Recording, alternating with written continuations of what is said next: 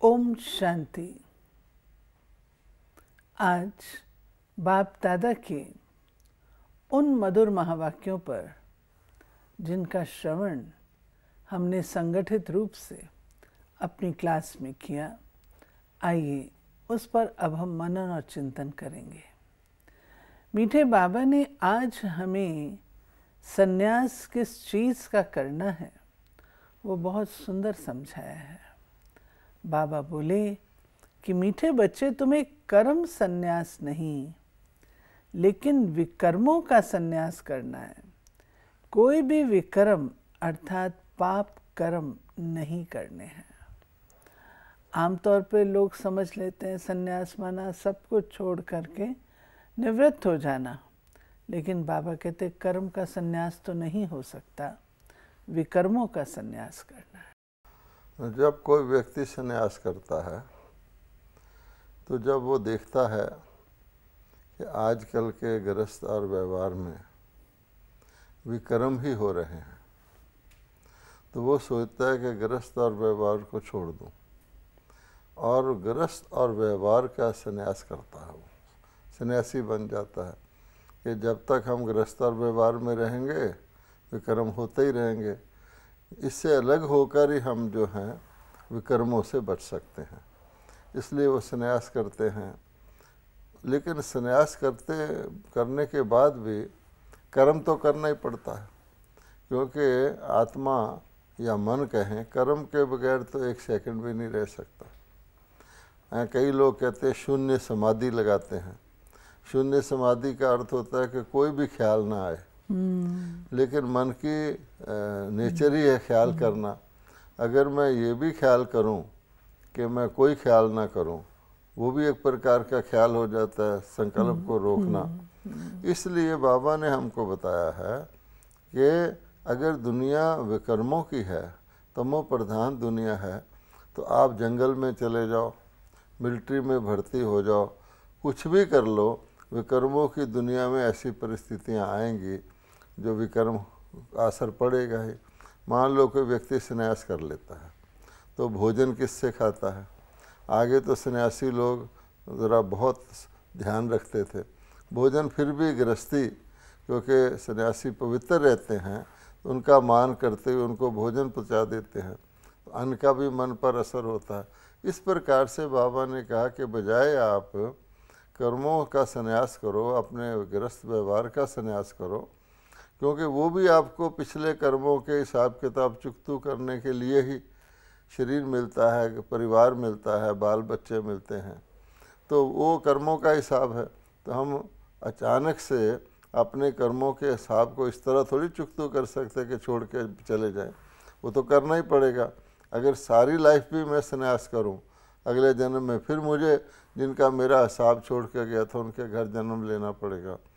तो कर्मों की गुई गति को बताते हुए बाबा ने कहा है, तुम जहाँ भी रहो, गृहस्थ व्यवहार में रहो, सन्यास करो, जो भी करो, तुमको विकर्म का सन्यास करना है, ये ध्यान रखना है, कर्म का नहीं।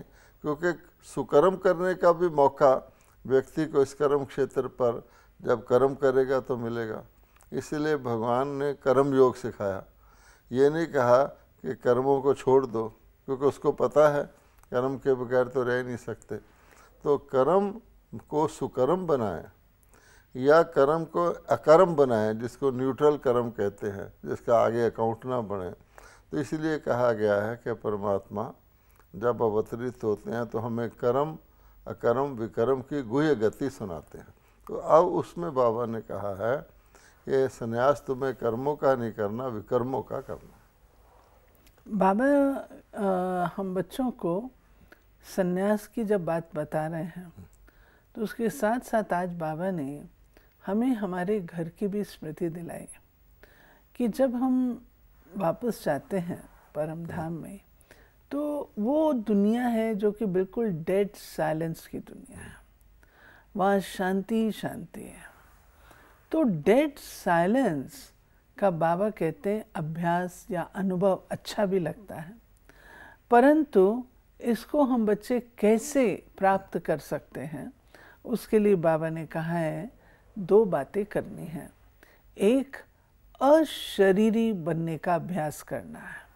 शरीर में आए, शरीर से गए।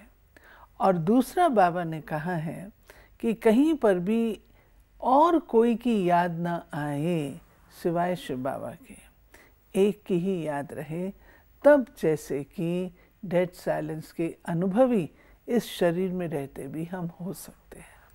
अब साइलेंस के महत्व को तो लोग समझते हैं, फिर भी लापरवाह हो जाते हैं। हम जानते हैं कि जब किसी, मान लो पार्लियामेंट है, नया सेशन शुरू होता है, तो उसमें जो जो पिछले सेशन से अगले सेशन तक शरीर छोड़ गए हैं, तो उनकी स्मृति में 3 या 5 मिनट के लिए लोग साइलेंस में खड़े होते हैं, क्योंकि साइलेंस में उसकी सब स्मृतियाँ, उसके अच्छे गुण याद आते हैं। अगर कहीं हॉस्पिटल एरिया है जहाँ बिल्कुल डिस्टर्बेंस नहीं चाहिए, तो वहाँ पर कारों को हॉर्न बजाना मना किया जाता है, साइलेंस जोन कहा जाता है। कोई बहुत ही इम्पोर्टेंट एरिया होता है, वहाँ डेड साइलेंस भी लिखा होता है, यहाँ बिल्कुल किसी प्रकार की गतिविधि ना हो। तो साइलेंस और डेड साइलेंस का लोग महत्व तो जानते हैं। यहाँ तक कि कई लोग हफ्ते में एक दिन मौन व्रत भी रखते हैं। उसका भी यही भाव होता है। मौन व्रत रखने वाले को आप पूछिए, वो बताएगा कि कितनी शक्ति उसको महसूस होती है। अब डेड साइलेंस जिसको कहते हैं, लोगों ने उसका अजीब तरह का अर्थ ले लिया, जो शारीरिक आसन सिखाते हैं, क्योंकि परमात्मा ने तो आत्माओं की स्थितियों को आसन कहा है। पद्म आसन क्या होता है, इसी प्रकार से शारीरिक आसन सिखाने वाले एक शव आसन सिखाते हैं, और शव का मतलब होता है डेड बॉडी। तो उसमें जो भी आसन करने वाले हैं, और क्रियाओं में तो उनको शरीर को मोड़ना वगैरह पड़ता है, सांस को रोकना पड़ता है, इसमें वो धरती पर साइलेंस में लेट जाते हैं। और यही होता है शव आसन, मैंने बिल्कुल शांत होकर ऐसे लेट जाओ जैसे तुम मुर्दा हो। अच्छा, जब वो लेट भी जाते हैं तो नेचुरली अन्य एक्टिविटी की भेंट में उनको साइलेंस महसूस होती है। वैसे भी थका हुआ व्यक्ति आप देखेंगे लेट जाता है, साइलेंस महसूस करता है, लेकिन वो डेड साइलेंस महसूस नहीं करते, उनका मन चलता रहता है। तो बाबा ने कहा कि डेड साइलेंस के लिए आपको वो जगह देखनी पड़ेगी जहाँ शरीर हो ही ना, क्योंकि डेथ शरीर की होती है, बोलता भी शरीर है, सुनता भी शरीर है। तब बाबा ने बताया है वो परम धाम या परलोक, जहाँ ओरिजिनल रूप में आत्माएं रहती हैं, शरीर होता ही नहीं, वहाँ डेड साइलेंस का एरिया है। हम सभी आत्माएं, जिसको कहते हैं शांति धाम कहते हैं, या निर्वाण धाम कहते हैं, वानप्रस्थ भी कहते हैं, वहाँ से आती हैं। अब उसमें परमपिता परमात्मा भी रहते हैं, जो कि शांति के सागर हैं, क्योंकि परमात्मा सदा ही उस दुनिया में रहते हैं, बहुत थोड़े काल के लिए कलयुग के अंत में अवतरित होते हैं। तो इसलिए डेड साइलेंस के लिए पहले तो अपनी स्टेज बनाएं। अगर मैं शरीर के अंदर ही बैठा हूँ, शरीर के संकल्प चला रहा हूँ, तो डेड साइलेंस हो नहीं सकती। तो अपने मन बुद्धि को कंसंट्रेट करके और एक ही संकल्प करके कि मैं शरीर तो रहा ही नहीं, और मैं आत्मा परम धाम की निवासी हूँ, जहाँ से आया हूँ, वहाँ का विजुअलाइज करके उसमें स्थित हो जाए। फिर उसके, वो तो घर है, वहाँ साइलेंस है, लेकिन उसमें जो शांति के सागर परमात्मा है, उससे कनेक्ट हो जाएंगे। तो जैसे कोई पावर हाउस से कनेक्ट होता है, उसको शक्ति आती है, तो साइलेंस की भी एक शक्ति है। जो साइलेंस का सागर है, उनसे कनेक्ट हो। तो बाबा ने यही कहा कि और तरफ से हटाकर एक ही संकल्प करें, परमपिता परमात्मा शांति के सागर, और मैं भी आत्मा शांत स्वरूप अशरीरी, शरीर का ध्यान ना करें, उस अवस्था का अभ्यास करेंगे, उसको डेड साइलेंस कहते हैं। और कोई भी याद ना आए, ये भी नेचुरली जब आप एक स्मृति में एकाग्र होंगे, उसका अर्थ ही होता है एकाग्र मैंने आने सभी स्मृतियों को छोड़ देते हैं। फिर बाबा हम बच्चों को समझाते हैं जो सृष्टि है, ये एक नाटक है, और इसमें सुख और दुख दोनों ही होते हैं। लेकिन जब हम ज्ञानवान बन जाते हैं, तो बाबा कहते हैं कि तुम्हें कोई भी प्रकार का दुख का अनुभव अब नहीं होना चाहिए। उसके लिए बाबा ने पुरुषार्थ बताया है कि अपने आप को साखी होकर के देखो, साखी होकर के सारे पार्ट को देखो। जब साक्षी दृष्टा होकर के देखेंगे तो दुख की फीलिंग नहीं आएगी और जो शॉक्स लगते हैं, धक्का लगता है, वो नहीं लगेगा। क्या होता है जब किसी की मृत्यु हो जाती है नियर एंड डियर वन की, तो दिल को बहुत लोगों के धक्का लगता है कि चला गया, कहाँ चला गया, क्या हो गया। जो उनके साथ संबंध होता है वो सारी स्मृतियाँ आती हैं, दुखी होते हैं। अब ज्ञान क्या कहता है कि जो बात हो गई, उसको क्यों है, जो होगी बीत गई। लेकिन कहना आसान है, जब किसी के साथ सचमुच होता है तो उसको तो फीलिंग आती है ना, उसको स्मृतियाँ रोक नहीं सकता वो। इसलिए बाबा कहते हैं इसकी तैयारी, जो भी कोई चीज़ दुनिया में कोई परीक्षा आती है उसकी तैयारी पहले से होती है। ऐसे नहीं किसी की मृत्यु हो जाए वो उसको ज्ञान भी सुनाओ, समझ में नहीं आएगा। तो बाबा ने कहा इस प्रकार की जो भी दुख देने वाली चीज़ें हैं, तो आप देखेंगे दुख का मूल कारण क्या है। दुख का मूल कारण ये देह है, क्योंकि देह मेरा कहती है और मैं कहती है। तो देह के जो संबंध में आते हैं उसको कहती है मेरे संबंधी, मेरे फ्रेंड्स, अच्छा मेरी प्रॉपर्टी, मेरी पोजीशन, ठीक है। और मैं कौन, देह। तो इसलिए बाबा कहता है कि सचमुच मेरा कहने लोगों को तो मेरे का लॉस होगा तो नुकसान फील होगा, मेरे को किसी प्राप्ति होगी तो खुशी फील होगी। और क्योंकि ये मेरा ही विनाशी है और मेरा ही सब्जेक्ट टू डिके है, तो ये खुशी और ज़्यादा देर रहेंगे, गम ज़्यादा देर रहेगा। हमें ज़िंदगी का लक्ष्य क्या है, हैप्पीनेस, गम नहीं लेना। तो बाबा ने कहा सचमुच ही तुम देखो, क्या तुम सदा इस शरीर में, सदा इस दुनिया में रहोगे, सदा जो तुम्हारे संबंधी है वो रहेंगे? नहीं। ये तो हो गया ज्ञान। फिर क्या करो, एक्टर हो। तो जैसे दुनिया में कोई एक्टर होता है वो तो सचमुच ही न्यारा होता है, क्योंकि उसका अपना शरीर, अपना घर अलग है, आइडेंटिटी, और रोल करता है ड्रेस पहन के। इसी तरह तुम भी समझो, एक्टर को कोई लॉस हो जाए, कोई उसको पीट रहा हो, उसको जेल में कैदी हो बन जाए, उसको कोई फील नहीं होता हो, तो कहते हैं तो खेल है, और उसको पता है मैं पार्ट करके अपना चले जाऊंगा।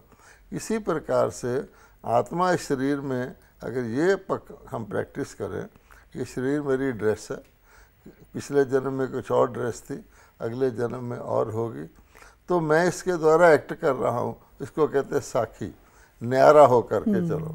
उससे क्या होगा कि दुख से बच जाएंगे। इसमें आमतौर पे एग्जाम्पल देते हैं सर्जन का। एक सर्जन लोगों के ऑपरेशन करता है, बड़े लोग खुश होते हैं। अगर उसका अपने बच्चे का ऑपरेशन करने को आ जाए तो थोड़ा वो डरता है, झिझकता है, मेरा हाथ ना काम जाए, क्यों, मेरा आ गया। तो बाबा कहता है औरों को साखी होके करता है, इसमें मेरा आ गया। आज मुरली में गीत बजा है ओम नमो शिवाय, पितुमात सहायक स्वामी सखा, तुम ही जग के रखवारे हो। सुनेंगे।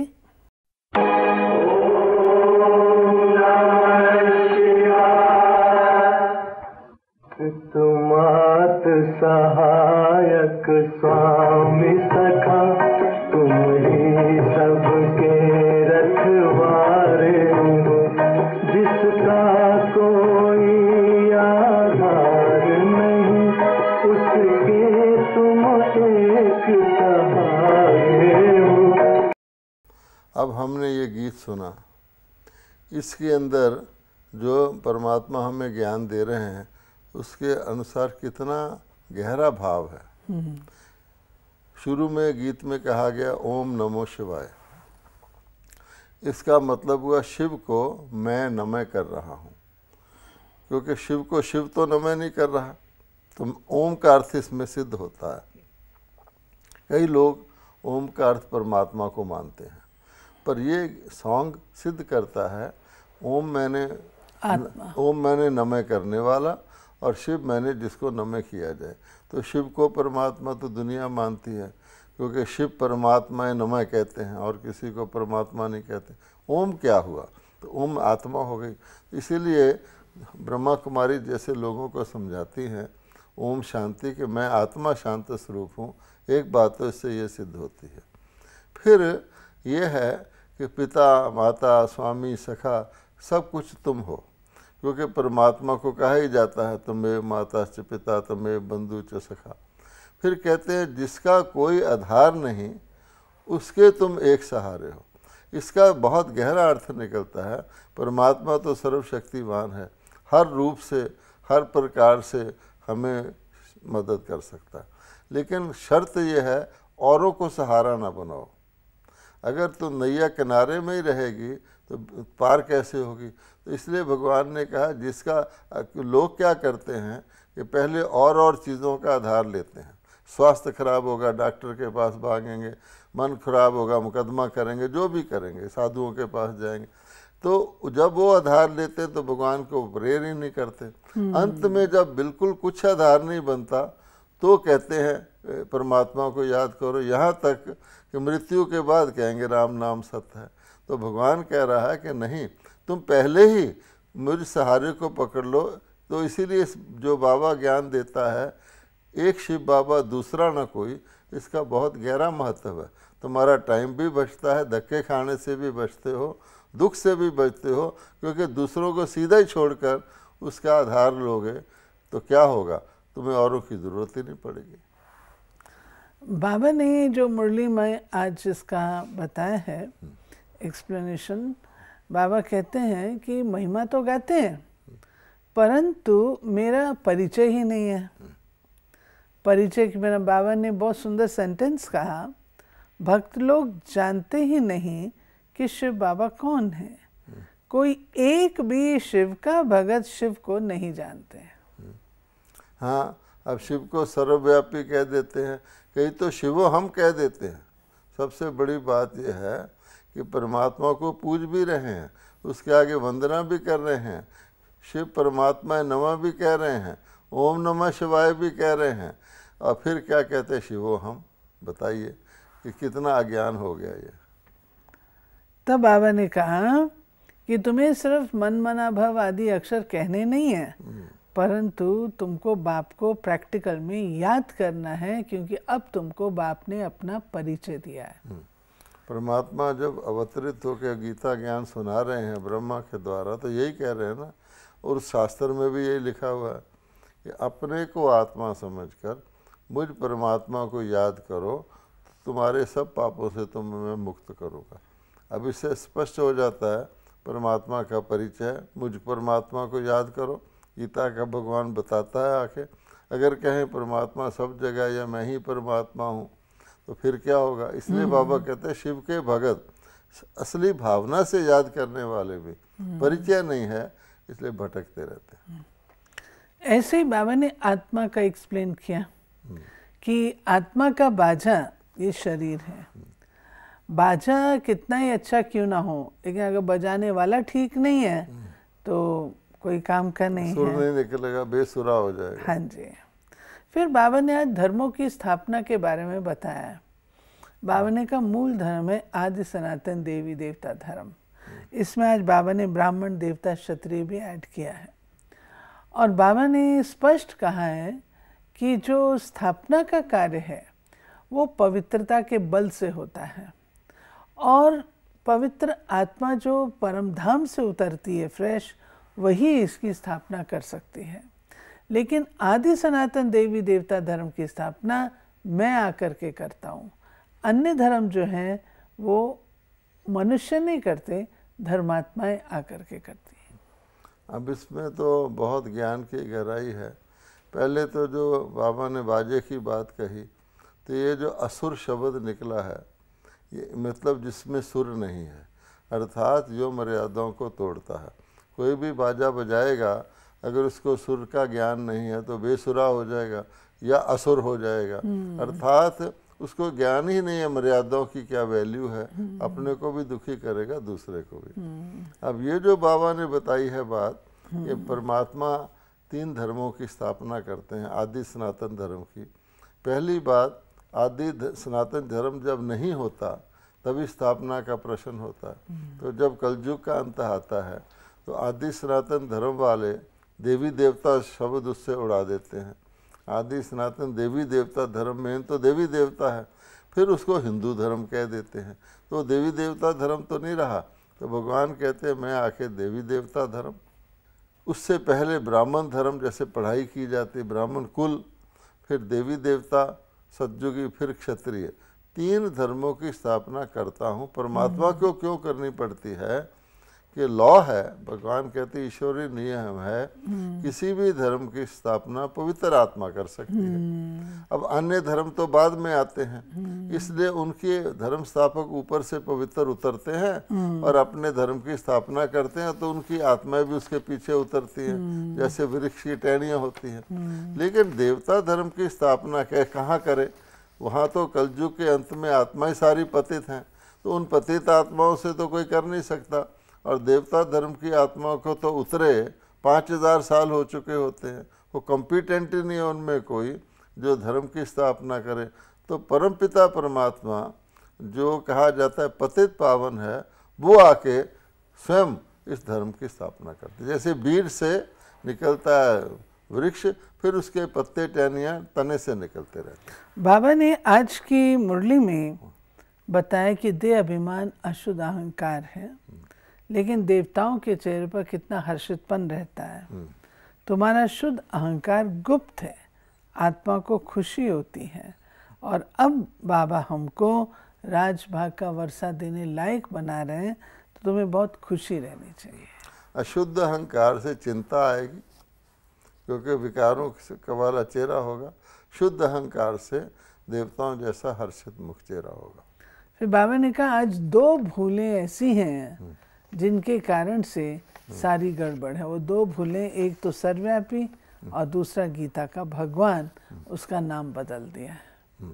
अब देखिए, गीता का भगवान परमात्मा, अब गीता भगवान जब सुनाते हैं जब अति धर्म ग्लानि होती है, तो अति धर्म ग्लानि केवल भारत में ही होती है, जो सारे विश्व में होती है, क्योंकि कलयुग के अंत में तो सारे विश्व के सभी धर्म आ चुके होते हैं।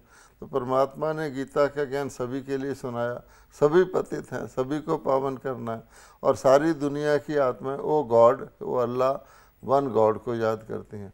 और क्योंकि उस पर श्री कृष्ण का नाम दे दिया, जो सचमुच गीता ज्ञान को धारण करके देवता बने, तो हिंदुओं की गीता हो गई। हिंदुओं के देवता श्री कृष्ण है।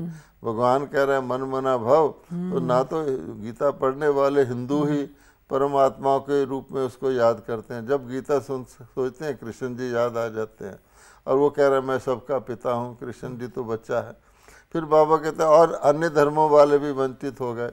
अगर ये भूल नहीं होती तो सारी दुनिया गीता को ही अपना धर्मशास्त्र मानती।